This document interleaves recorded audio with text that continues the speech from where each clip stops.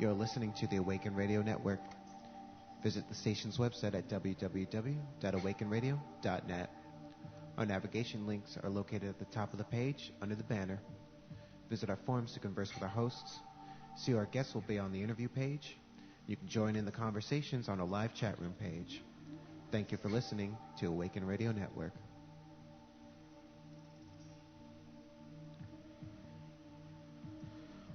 Awaken Radio Network is a radio station focused on reminding you how powerful you are. Our hosts share on self-healing, politics, UFOs, spiritual awakening, and everything in between. Join us in the chat room at awakenradio.net or listen on your mobile device through tunein.com. Awaken Radio Network is brought to you by our advertisers, sponsors, hosts, and listeners like you. Shop at our on-site store and make donations to the station. Visit awakenradio.net to chat, shop, and donate. Thank you for keeping the energy flowing and the growth going.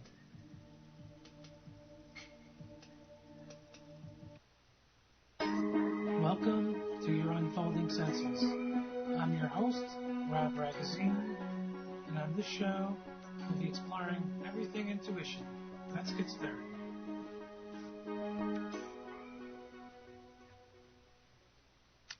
Hello and welcome to the show. I seem to be repeating, I don't know why. But welcome to the show tonight. And tonight you can call in at 334-649-7204 or join us on Skype by signing in to Awakened Radio.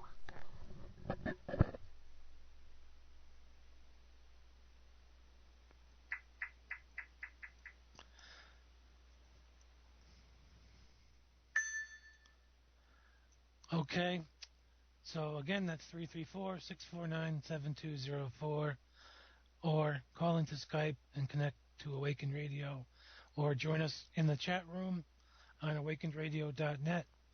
Now, last week, we did a experiment where I picked a famous landmark, and you guessed it, and I'd like to repeat that this week.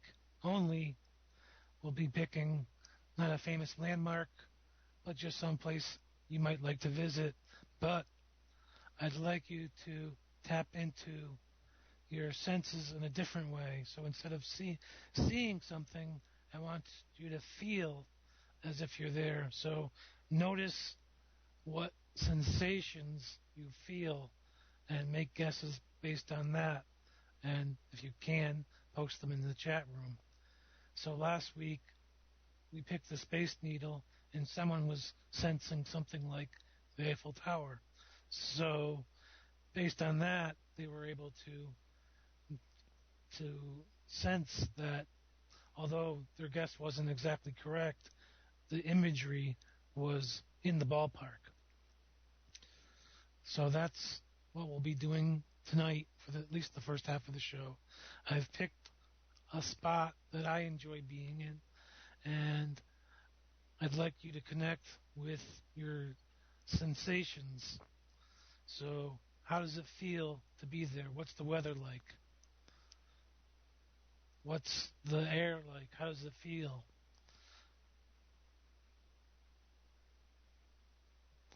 And again, this is Rob Ragozzine. In the chat room, someone was wondering who it is. Rob Ragozzine with Your Unfolding Senses. And we're talking about intuition. So try to connect in to your intuition and figure out. I've posted a picture of my spot on my desktop. Donna's got it right there. She's got brisk wet hair like at a beach or a lake, and that's exactly it. I guess I'll have to pick another spot. But there you go. No points for you, though. Maybe for somebody else. You'll just have to feel good. I'm thinking very loud, yes. So I'd like to talk about some interesting things that are going on. in light of the recent tragic events we had here in Connecticut. And in January, there's going to be something called 26 Acts of Kindness. And you can follow this on Twitter at the Twitter hashtag 26acts. I'll post that into the chat room too. So, and what that is doing an act of kindness each day or 26 times in January. And it could be whatever you want to do. So it might be simply buying someone a cup of coffee, leaving $1 or $10 in a library book, cleaning someone's windows, donating something to charity, giving someone a hug, whatever. Just doing something kind each day or 26 times or however many times you can do it. It doesn't have to be 26, but that's in the spirit of this. And this is started by Terry Long, so I'll also post that to the chat room, her blog, and it was posted in the AP today, so you can follow along, and I'll have that on Twitter and in my Facebook account. And now I'd like to talk about soul loss because it really contributes to distancing ourselves away from our ability to connect with our intuition and to really feel anything.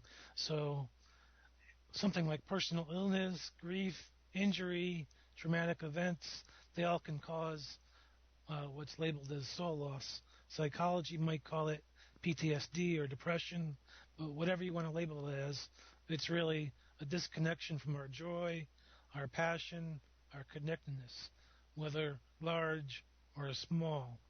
So you feel distance, perhaps lack of feeling. And it might be caused by something small, something big, maybe a breakup early in life. And I have an article about this, but I'll just talk about it now. And the breakup might cause you to feel more protective because you're young, and then it causes you to be more withdrawn later in life. So some of the symptoms might be feeling incomplete, feeling disconnected, feeling depressed, being trapped, having feelings of sadness. And when you have recurring feelings that something's missing, that's really what soul loss is all about. You feel like you've missed a piece of yourself. And if you're interested in this or have a question on dreams you've had, since I posted to Twitter this week and to Facebook, feel free to call in at the number 334-649-7204 or post to the chat room. Or, again, Skype is Awakened Radio. So with soul loss in shamanism, you can have a shamanic practitioner do a soul retrieval, or you can have, within this world of psychology, you can work through the various psychological modalities. But really the goal here is to find a way to reconnect with yourself. So it might be through art therapy, it might be through a soul retrieval journey, whatever way that works for you would be probably the best way to go about it. You might start out in the psychological world and then slowly recognize that although it's helping, it's not giving you enough oomph, enough juice. So then you might go and search out the art therapy and work with, last week we talked about the mandalas, so you might start to create those and see where that leads you. I guess the best process here is really to go with your feeling, go with your intuition, and see what each act of creativity does and where it leads you. So you might do one mandala, and then it might lead you to work with a dream, and that might lead you to go and do some more psychological work around that dream, and maybe you'll find your way into a dream group. So it's following the forward progression wherever it leads you. And you might be led to numerology, and that might lead you to the life path, working with your life path number, which is really about a way listen to your heart. It's connecting with something that could be your vocation, but it also might be your avocation. It's your passion. It's your interest. It doesn't have to be something that's full time in your life. It could be a hobby. Um, but it's really something that makes you feel more connected, something, and you'll generally feel guided to whatever your life path talks about. And again, I'll post the links to calculate that for yourself, but it's based on your birthday, and we talked a little about that last week. So the soul retrievals might help you to begin to heal, or whatever work you do around that, but it should really be a reminder of the importance of having meaning, joy, and passion in your life. And that can be really facilitated by finding ways to believe in yourself. So that's doing whatever acts of creativity that you can and finding a way to connect that back into belief in yourself. Another thing that I like to talk about based on the healing capabilities of working for yourself and the kind of the intuitive tapping into your intuitiveness and breaking out of the stuckness revolves around the Tong Len, which I've also talked about in the past. But I think it's really helpful here to be able to do it for yourself. And I'll post a link on Facebook. I did actually post a link on my Facebook site to Pema Chodron article on it, and she says, we begin the practice by taking on the suffering of a person we know to be hurting and who we wish to help. So, for instance, if you know a child who's being hurt, you breathe in the wish to take away all the pain and fear of that child. Then as you breathe out, you send the child happiness, joy, or whatever would relieve their pain. And that's the core, really, of the practice. It's breathing in the pain of someone else or yourself so that they can be well and have more space to be open and relax and stress-free, and then breathing out and sending them that actual relaxation or whatever is going to bring them relief and their own happiness. But a lot of times what gets happen is you start that and then you say, oh my God, what happens if this doesn't work? So you feel like you're stuck there. But now you can actually work with that. So you can breathe in that stuckness and then breathe out movement, release, joy, belief in yourself, whatever it is that will help you to do the process. And then you can breathe in the same stuckness and breathe out a release for everyone else that wants to do the practice but feels the same way that you do. And so you can also do that whenever you find yourself stuck in some way. Maybe it's a worry about something. So you breathe in that worry and you breathe out the joy or relaxation or whatever it is that can help with the pain. And I'm talking about this because, yes, as Donna mentioned in the chat room, I think a lot of people are actually dealing with this. And I've talked with a lot of people this week here in Connecticut about dealing with their pain and not knowing what to do with it. So here's where you can actually begin to process it for yourself, which I really recommend. And the next step is then to work with other people, maybe people that are close to you, and then gradually work out with people that you have a harder and harder time dealing with. So eventually you can breathe for the whole world. And like I said, maybe at first you can't name what it is exactly you're feeling, but you can feel it, tightness in your body somewhere in your stomach or your back, or it's just heavy. You just breathe that in and breathe out whatever it is that will help you to feel better, a lightness perhaps. So you feel heavy, breathe in the heaviness, breathe out the lightness. And Pema says, truthfully, this practice does go against the grain of wanting things on our own terms. of wanting it to work out for ourselves no matter what happens to others. The practice dissolves the armor of self-protection we've tried so hard to create around ourselves.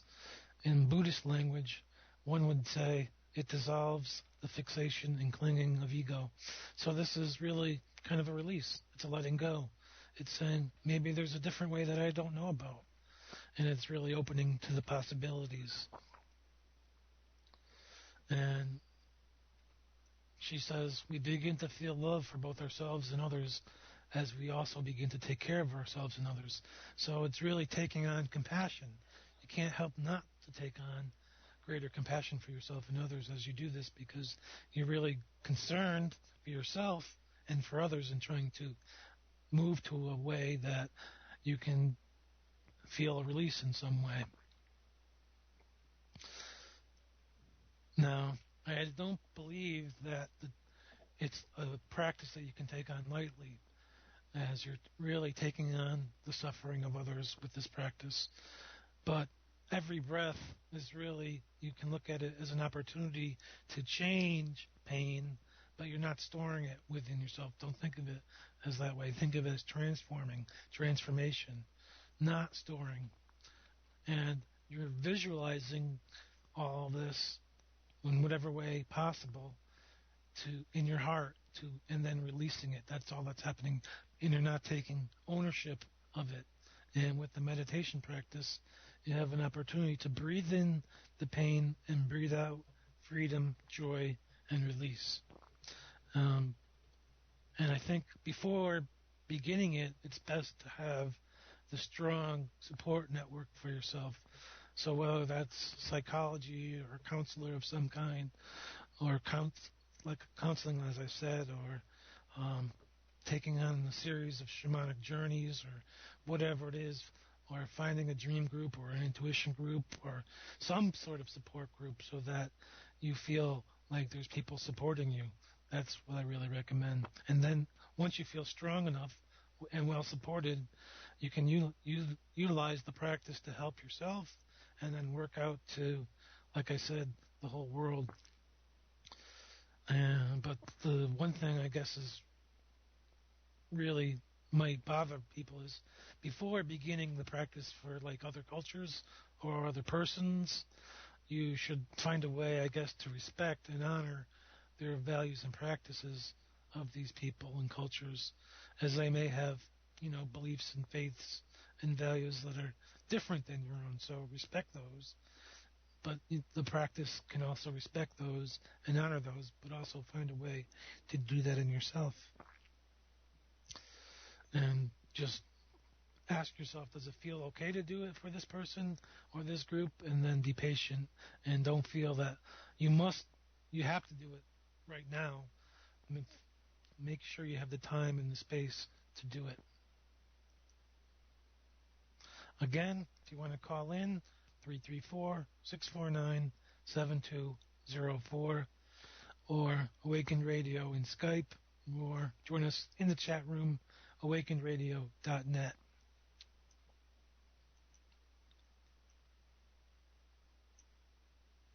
So proceed at your own pace and use your discernment and judgment and wisdom. And if any kind of healing needs to take place within yourself first, then allow whatever needs to be healed.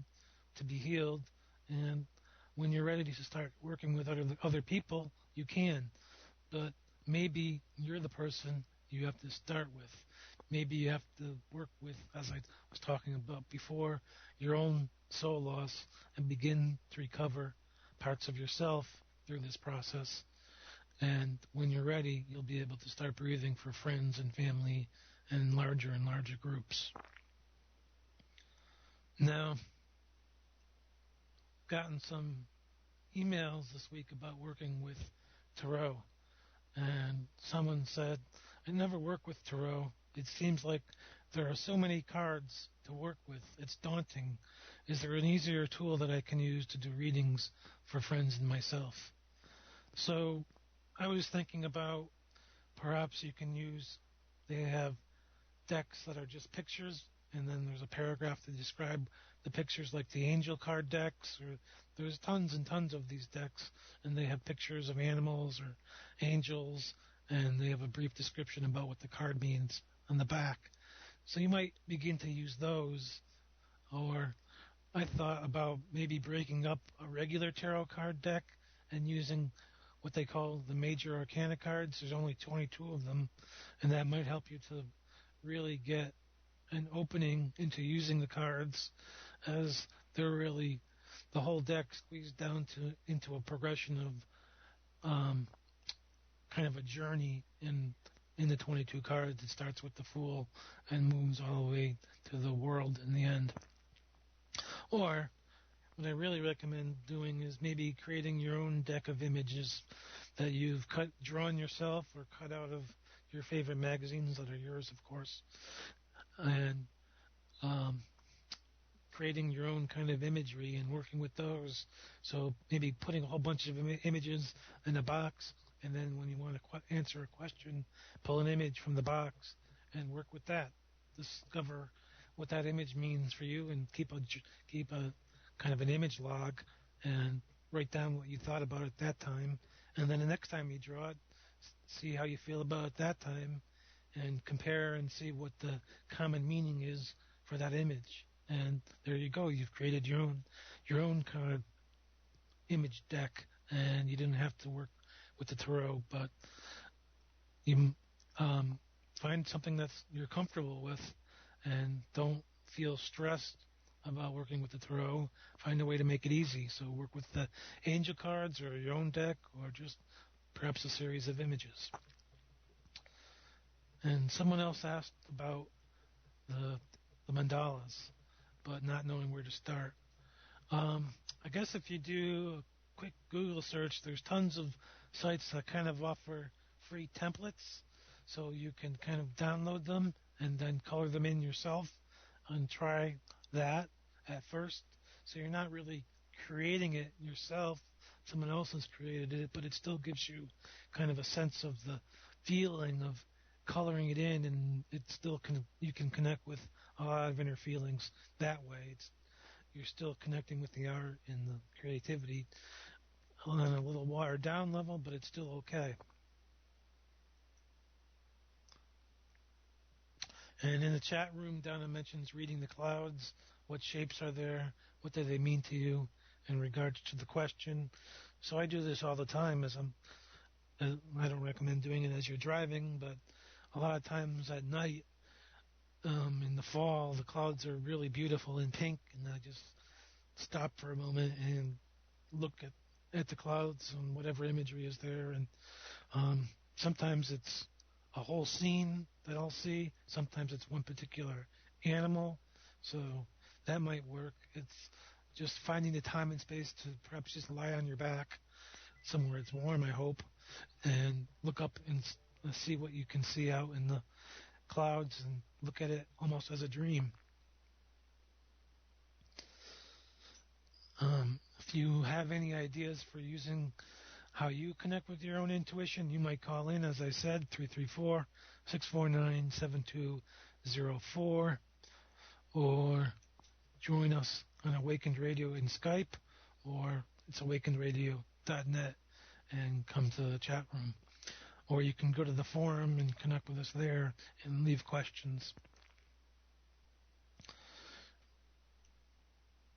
Now, as we've been talking about dreams and kind of their unconscious messages, I'd kind of like to talk about how to communicate back to your dreams. And this could really help us with the energies of the 21st, which is really about having a lot strongly related to having discernment for yourself, and to recognize your limits, but also to recognize your potential. So being balanced and having discernment, and to recognize what your strengths are, what your limitations are, but to work for improving yourself. And that's the opportunity I see as part of the day, is really what's the opportunities for me at this time, and how can I prepare myself to be better able to connect with them. It's not necessarily there's only one day to take advantage of all these and then poof, it's gone. It's really looking at it as an opening. Now in the chat room, Victoria mentions she uses crystals and mentions that they create an image on what is being asked. Do you travel into the crystals, or do you take them with you in your meditations and journey with them? I'm just wondering. I don't know if you're still in the chat room, but that's a question I'm asking Victoria. So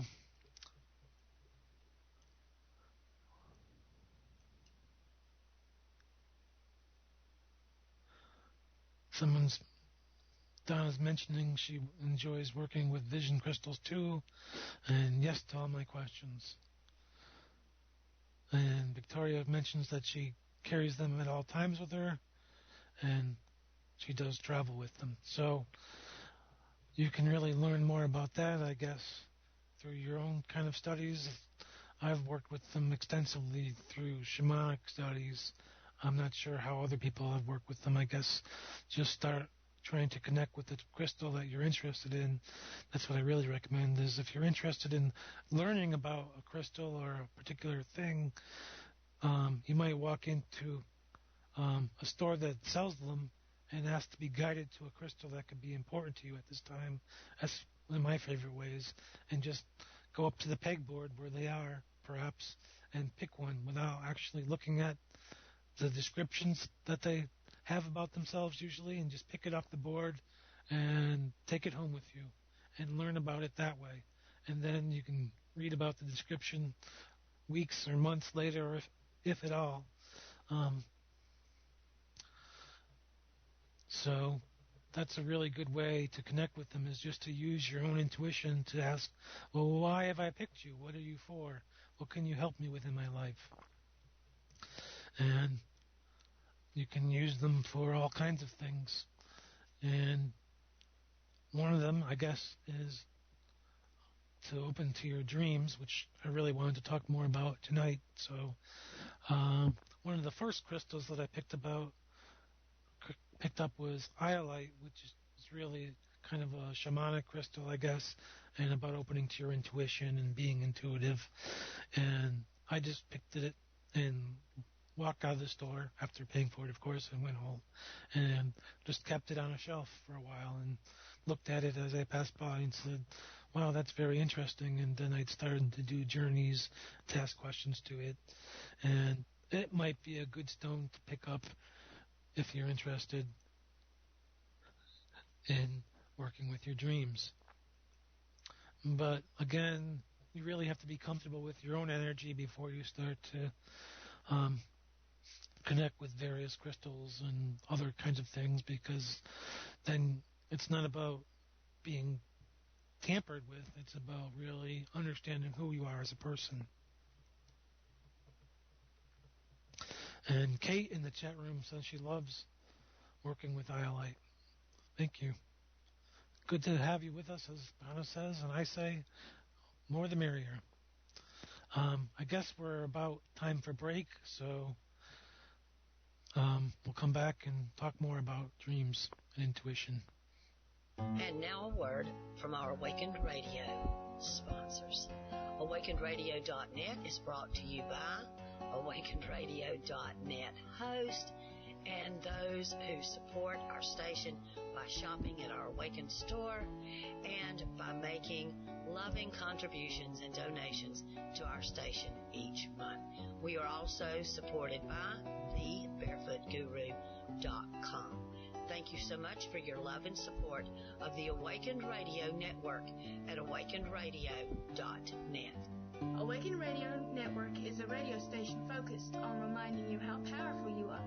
Our hosts share on self-healing, politics, UFOs, spiritual awakening, and everything in between.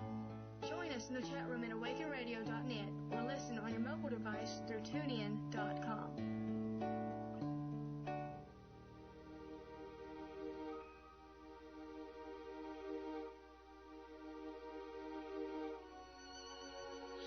this is Donna Devane, the Barefoot Guru station owner, right here at awakenedradio.net. Thank you so much for supporting us through listening, joining us live in our chat room, taking part in our forums right here at our website.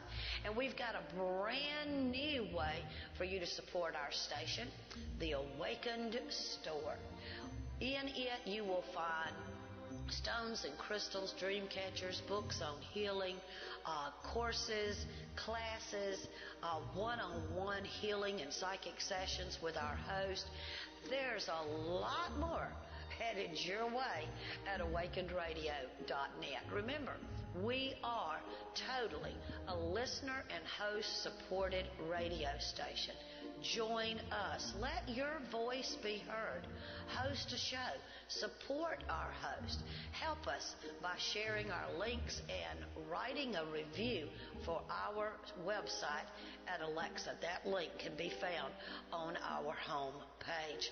Thank you again. Thank you so much for taking part and helping us grow. Everything that we have done, and we've done a lot, has been the result of all of us working together so that we can all thrive and all be successful. That's what Awakened Radio is all about. Thank you, I love you. Welcome to your Unfolding Senses. I'm your host, Rob Ragozzine, and on this show, we'll be exploring everything intuition. Let's get started. Welcome back, and you can join in our discussion by coming to awakenedradio.net, coming to the live chat room, or calling us on the phone, 334-649-7204, or in Skype at Awakened Radio. Now, I mentioned at the top of the show that there's a hashtag for 26 acts, about 26 acts of kindness in January.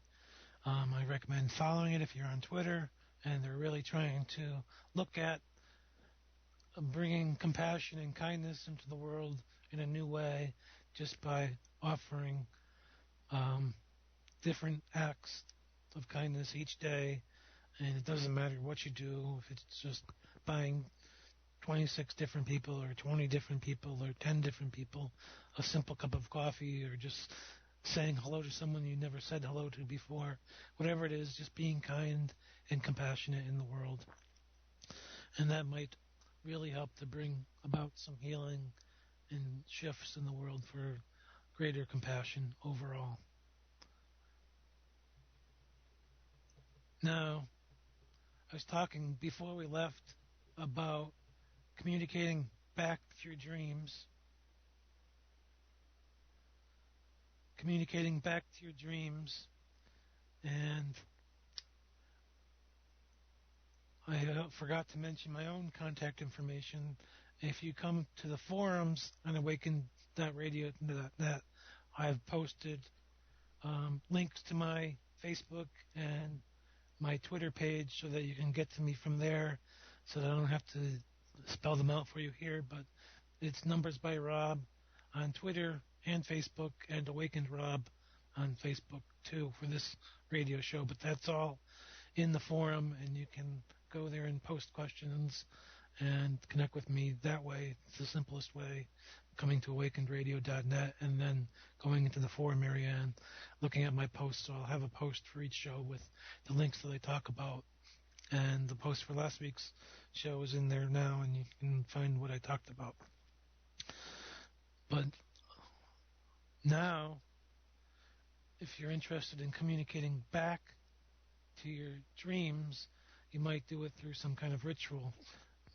Robert Johnson, who wrote a lot about this, says a symbolic or ceremonial experience is real and affects one as much as an actual event. So you might just have a special altar at home and put your intentions to communicate with your dreams right there, and then release gratitude into it as you walk by it every day, saying, perhaps setting an intention to dream about a new relationship or letting go of something, and then as part of this, to make it a bigger ritual or a ceremony, whatever you want to call it, I've written about 1212 and 1221 and their importance for the ending of the year. On New Year's or close to it, you might have a gathering of close friends and write your intentions for release or for rebuilding on paper and have a fireplace that you can put these things into and burn them when you're ready, when you feel that you can release these intentions out into the world. And having this fire really sets your intention to release this internally on a deep psychological level. And I see questions.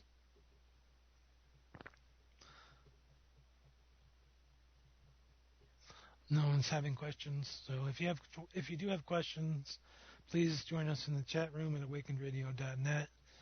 But you might decide to have some sort of ceremony where you do that simple act of burning a piece of paper in your fireplace in a safe setting. You don't want to burn your house down, but just write whatever your intentions of release or rebuilding are, and let it go in the fireplace and see what happens. And to support it, you might light a candle each night and sit for a moment of silence each night of the year, and then see how you progress towards your intention as you move along. And Kate mentioned she actually did a release ceremony yesterday.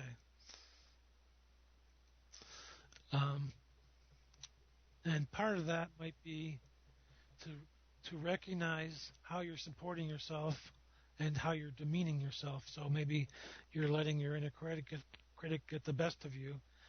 So both the good and the bad, how you're supporting yourself, and record your thoughts. Write that down, and you might look at how you try to please others, for instance, how you're supporting yourself through food.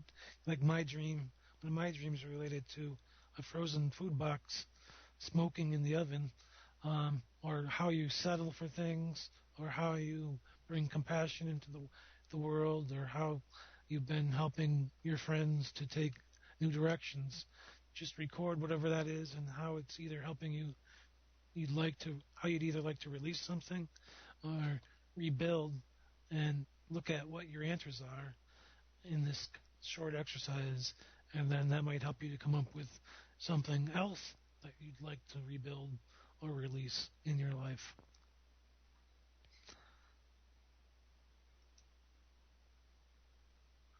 And Victoria mentioned she's had candles going all day. And Donna mentioned she's felt a lot of energy to help us let go. So you might look to your dreams again to see how they're helping you to let go of certain things, or set an intention to ask, how might I let go of something that's no longer supporting me?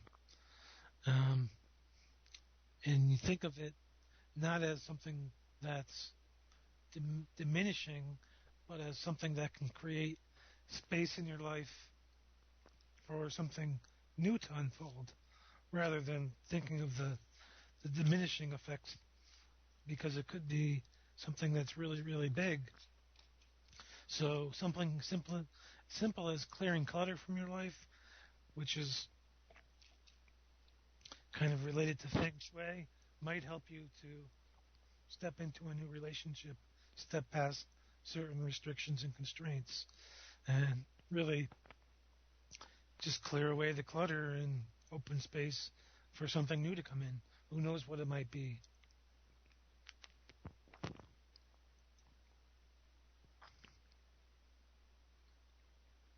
And Kate mentions that her paper burned twice because of a particular memory she hung on to.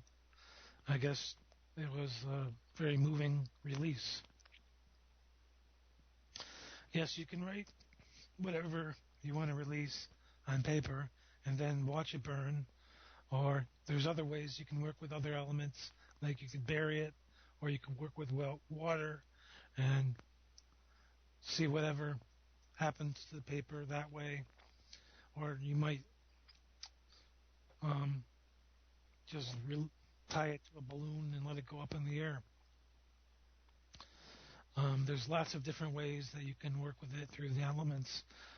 Just whichever one you're most comfortable with might be the way to work with whatever you're trying to release. So if you're comfortable with water, you might try to drink more water that day, or perhaps have a day where you're just eating vegetables and fruit and water and less dense things and more lighter things. But of course, I'm not telling you what to eat. Just make sure you're supporting yourself and taking in more water and using that as a way to release. So water is a good way, fire is a good way. Whatever you're most comfortable with using, try that. And then maybe next time, try something that you're less comfortable with, but learn to bring the elements more into your life. You might even, as we talked about the mandalas last week and the medicine wheel, you might even create a small medicine wheel and walk to each point in the wheel. So one direction, and it's different with different cultures that you might study. East is fire. In the cultures I've studied, south is water, west is earth, and the north was air. So you might call to the directions and say something with, may I have the cleansing of the fire and the purity of the water and the grounding of the earth and the knowledge of the air or something, whatever you're comfortable with, and then put your item that you'd like to release in the water or the fire, or bury it, or just release it into the air. Maybe you put it in a bottle and release it into the ocean and see if someone sees it. I don't know if you're releasing it. Maybe that would be good for something that you want to build in your life. And yes, Kate mentions there's a lot that we need to let go of as a society, and that's kind of why I mentioned the Tonglen earlier in the show, because it really can help us to release our own clutter and our own baggage, and then we can have hope that we can help other people to release their stuff and so on down into our community and our state, our village, our wherever, our whole planet eventually. But first you have to start with yourself. And a lot of it is to bring more compassion into the world, and that really helps us to step past all the blocks that typically prevent us from being intuitive and being connected with the world around us, our stress and our worry, and that all just is the stuff that we want to release. So, like it's the restrictions and those constraints which can hold you back and prevent you from making changes, being more connected to the world, being more intuitive, and having self-value. And then when you're stressed, you can easily be misled or stopped in your tracks. Perhaps it's just the confusion or listening to all the critical inner voices or whatever.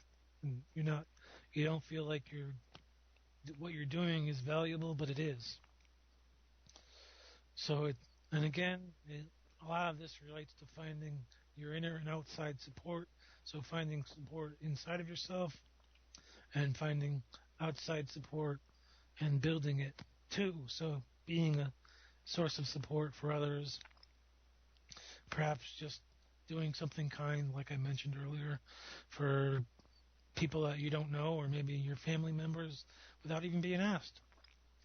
And also working with the compassion and the forgiveness. And ultimately, any kind of ceremony that you might have is really about releasing the harmful or unhealthy situations and habits from your life and building new ones that actually are healthy and good for you, and being forgiving of yourself. And I mentioned Marky and Barash, and he writes a lot about the healing power of the dreams, and he says, I think the act of forgiveness can cut the endless cycle of action and reaction, what Buddhists would call karma. Mostly, I think forgiveness prevents you from reifying things, so not doing them again and again and again, being forgiving. When you don't forgive another, you objectify that person and hardening him or her into a particular mold. In order to nurse a grudge, you always have to think of the other person as the one who injured me.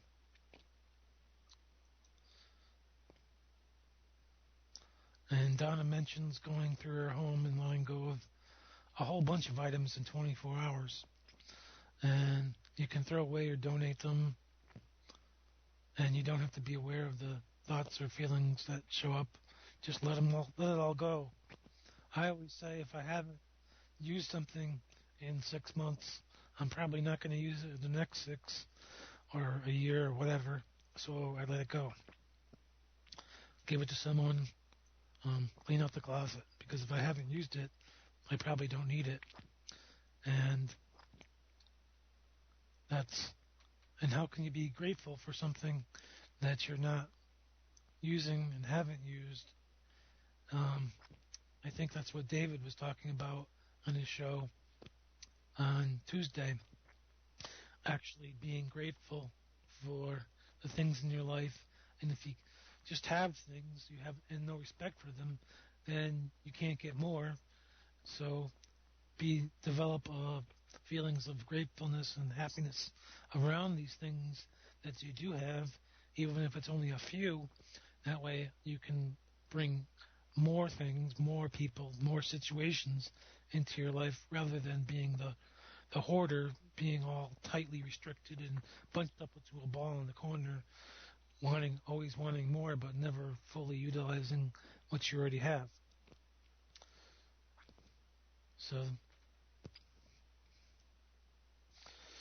back to the New Year's celebration. And it doesn't have to be on New Year's Eve, but that kind of adds a specialness to it. And it's perhaps stepping into something new, or perhaps stepping past something old, or you've been through a divorce or something else.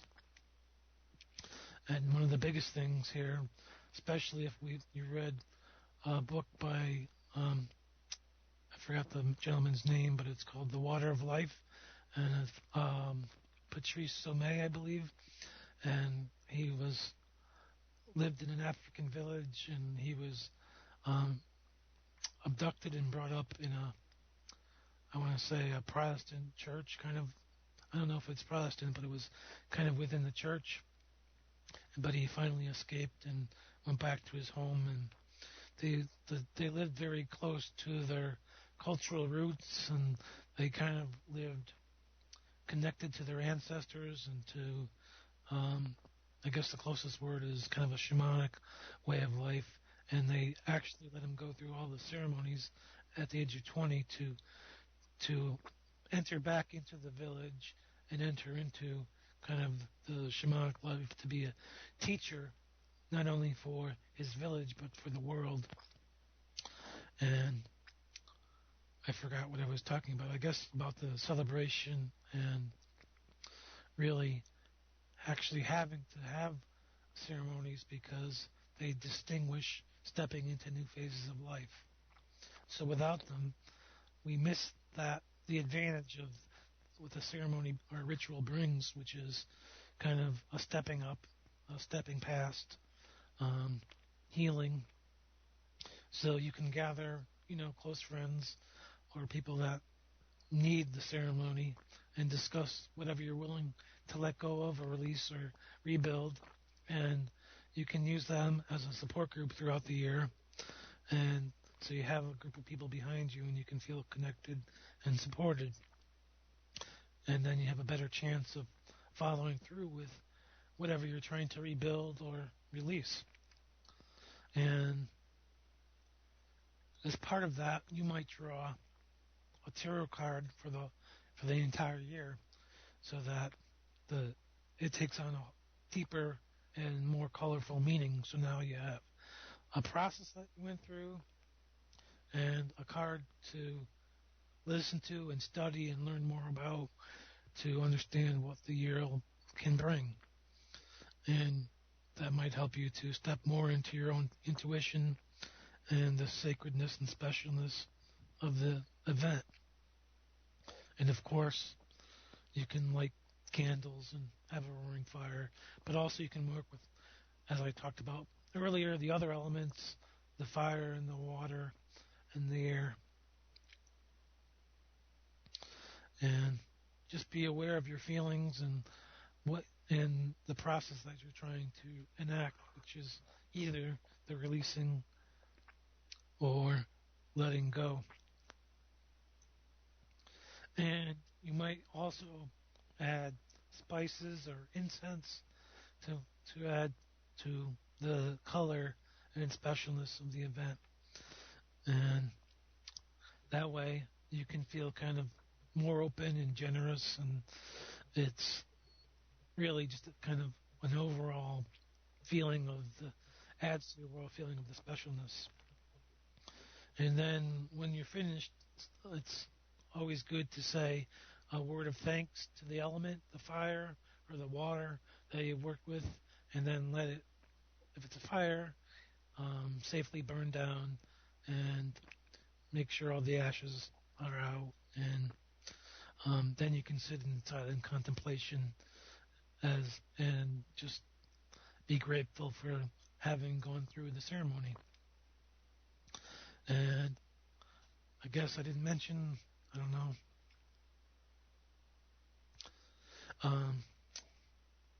the lighting of the fire is really a willingness on your part to do what's necessary to let go or to rebuild.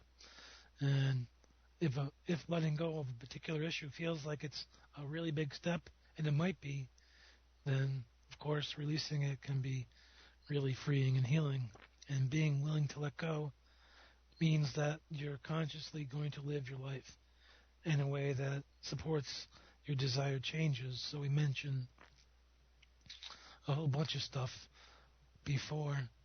Perhaps you wanted to start supporting yourself through your health in a new way, but you're drinking beer every night and you're eating at the local pub every other night. How's that going to help? So it's maybe you need the other people to occasionally remind you that that's not supporting your goal, or perhaps you're trying too hard to please others, so you might need to set aside time and space to do things that you like to do yourself. And of course you can invite other people to come along, but it's really, if you have that intention to not always be the people pleaser, then it might be time to create space for yourself. And that's a good way to do it, is to invite other people into your activities. So there's always that reminder that, okay, you've done the ceremony, but how are you going to support yourself through the whole year, and how are you going to remind yourself? Now, numerologically, 2013 deals a lot with compassion and family life and friendships. So you'll have plenty of opportunity to get close with these people in your life. That is, if you've worked on doing the clearing in your life of all of your obstacles. It's not about hiding away. It's about opening up and connecting with them in a new way. So being compassionate for yourself, being compassionate for them, and finding a way to meet them and to truly discover who these other people are in your life. So doing that in a way that's healthy and constructive, and not hiding yourself but making yourself available. So you might look to that as how might I have a ritual so that I can be a bigger part of my family if that's something that you're hoping and wishing to do.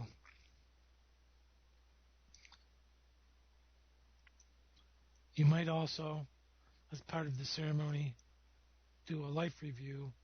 So before you make any kind of resolutions or do the actual ceremony, you might wish to look at what you're actually like to bring in.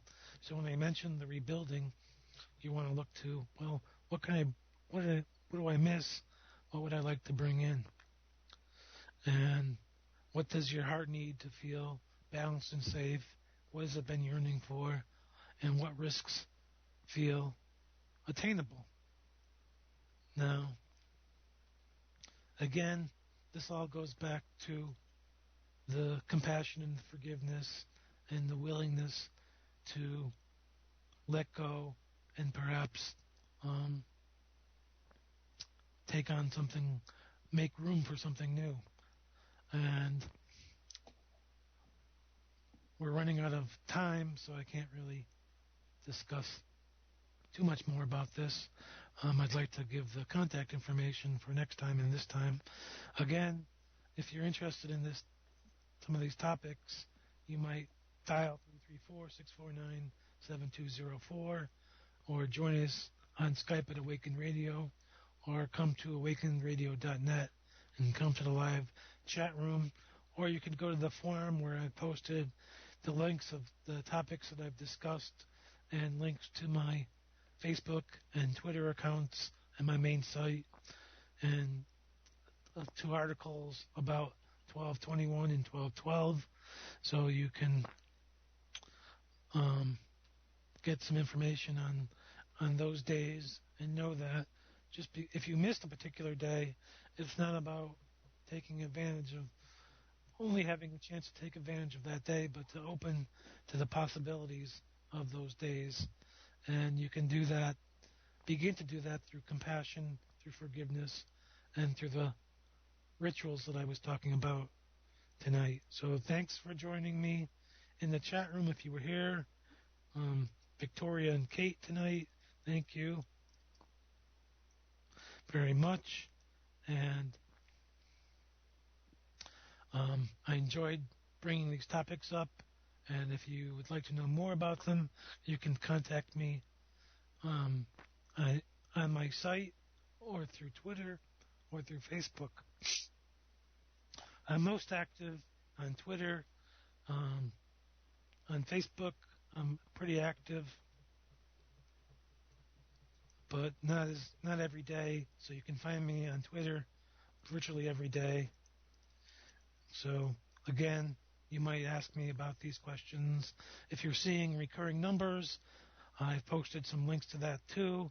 So if you see 1111 a lot, that kind of relates to the similar energies of 1221 and 1212, which is really connecting a lot to your own inner power and really paying attention to your own intuition, which is why we're here kind of in the first place.